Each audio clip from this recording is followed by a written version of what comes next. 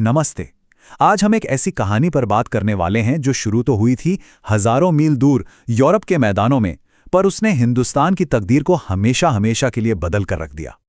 तो सवाल यही उठता है कि भाई यूरोप में लड़े गए एक जंग ने भारत में क्रांति की आग कैसे सुलगा दी। ये सिर्फ एक और तारीख या घटना नहीं है, बल्कि वो मोड़ है जिसने हमारे स्वतंत्रता संग्राम का पूरा रास्ता ही बदल दिया। प्रथम विश्व युद्ध भारत के लिए एक कह सकते हैं कि एक टर्निंग पॉइंट था। इससे पहले जो आज़ादी की लड़ाई थी वो ज़्यादातर पढ़े लिखे लोगों तक ही सीमित थी।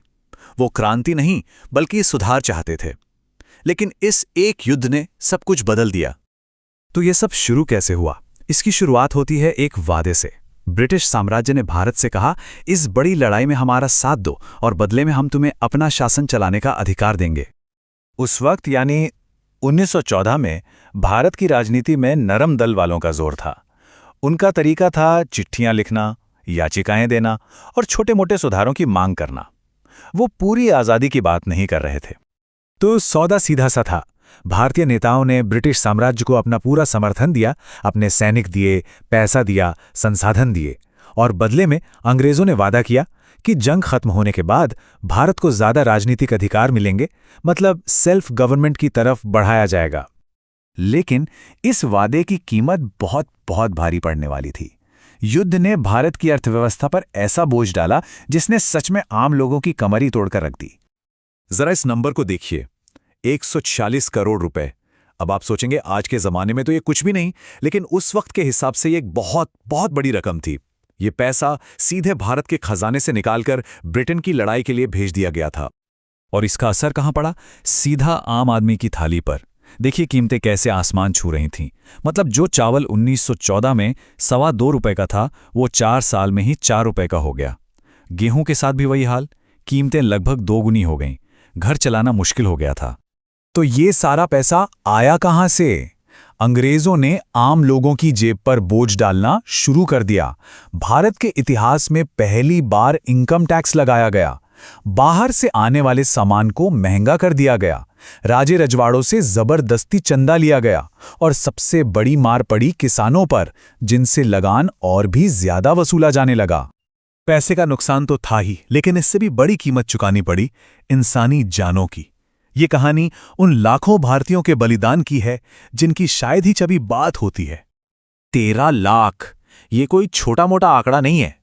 13 लाख भारतीय सैनिक और मजदूर अपने घर, अपने परिवार को छोड़कर हजारों मील दूर एक अनजान लड़ाई में झोंक दिए गए थे। और एक तरफ जब हमारे सैनिक बाहर लड़ रहे थे, तो देश के अंदर एक खामोश दुश्मन ने हमला बोल दिया। 1918 की इन्फ्लुएंजा महामारी, जिसे स्पेनिश फ्लू भी कहते हैं। युद्ध की वजह से देश में पहले ही भुखमरी और कंगाली थी, और इस महामारी ने तो कहर ही बरपा दिया। अनुमान है कि भारत में 1 करोड़ से ज्यादा लोगों की जान चली गई। और ये जो भर्ती हो रही थी ना, वो हमेशा खुशी खुशी नहीं हो रही थी। खासकर पंजाब जैसे इलाकों में तो जोर जबरदस्ती आम बात थी। अधिकारियों ने किसानों पर दबाव डाला, उन्हें झूठे वादे किए, न जाने कितने परिवार बिखर गए, और गांवों में अंदर ही अंदर एक गुस्सा पनप रहा था। लेकिन जब ये सैनिक वापस आए तो वो पहले जैसे नहीं थे। उन्होंने दुनिया देख ली थी। उन्होंने अंग्रेजों को बहुत करीब से देखा था, और उनके मन से गोरी चमड़ी की श्रेष्ठता का मिथक टूट चुका था। उनके मन में बस एक सवाल था, अगर हम साम्राज्य के लिए अपनी जान दे सकते हैं तो अपना देश खुद क्यों नहीं चला सकते? युद्ध खत्म हुआ। सबको लगा अब इनाम मिलेगा, लेकिन मिला क्या? धोखा। और यहीं से शुरू हुई असली राजनीतिक जागृति और गुस्से की एक नई लहर। अब भारतीय नेता उम्मीद क्या कर रहे थे? वो चाहते थे डोमिनियन स्टेटस। आसान भाषा में कहें तो जैसे कनाडा और ऑस्ट्रेलिया थे। मतलब रहेंगे ब्रिटिश राज के अंदर ही, पर अपना शासन खुद चलाएंगे। उन्हें लगा कि उनके बलिदानों का कम से कम इतना इनाम तो मिलेगा ही। लेकिन मिला क्या? 1919 के मॉन्टेग्यू चेम्सफोर्ड सुधार। ये तो बस नाम के सुधार थे, एक लॉलीपॉप जैसा। जो वादा किया गया था ये उसके आसपास भी नहीं थे।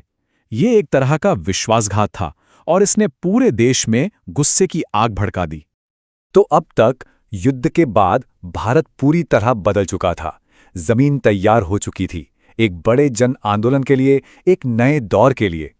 तो चलिए सारी कड़ियों को जोड़ते हैं। पहला, युद्ध से आई भयानक गरीबी। दूसरा, वादा खिलाफी से पैदा हुआ जबरदस्त गुस्सा। तीसरा, अंग्रेजों के सुपीरियर होने का भ्रम टूट चुका था। और चौथा, देश अब एक नए नेता की तलाश में था जो इस गुस्से को एक दिशा दे सके। और इसी माहौल में, इसी उपजाऊ जमीन पर एंट्री होती है महात्मा गांधी की। लोगों का यही गुस्सा, यही दर्द, यही निराशा उनके सत्याग्रह आंदोलनों की ताकत बनी। इसी ने असहयोग आंदोलन जैसे बड़े आंदोलनों की नींव रखी। तो आखिर में एक सवाल, बस सोचने के लिए, कि अगर अंग्रेजों ने भारत से किया अपना वो वादा निभा दिया होता तो क्या होता? क्या ब्रिटिश साम्राज्य का भविष्य कुछ और होता? सोचिएगा जरूर।